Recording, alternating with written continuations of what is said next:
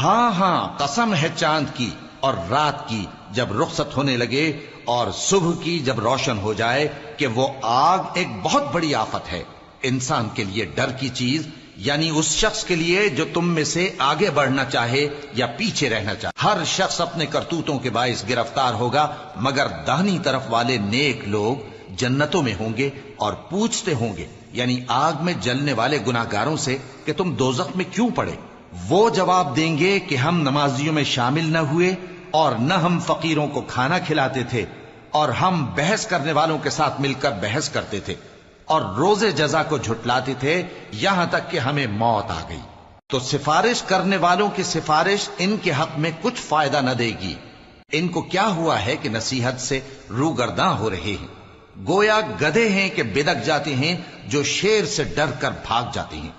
اصل یہ ہے کہ ان میں سے ہر شخص یہ چاہتا ہے کہ اس کے پاس کھلی ہوئی کتاب آئے، ایسا ہرگز نہیں ہوگا۔ حقیقت یہ ہے کہ ان کو آخرت کا خوف ہی نہیں۔ کچھ شک نہیں کہ یہ قرآن نصیحت ہے، تو جو چاہے اسے یاد رکھے، اور یاد بھی تبھی رکھیں گے جب اللہ چاہے۔ وہی اس لائق ہے کہ اس سے ڈرا جائے اور وہی معاف کرنے والا ہے۔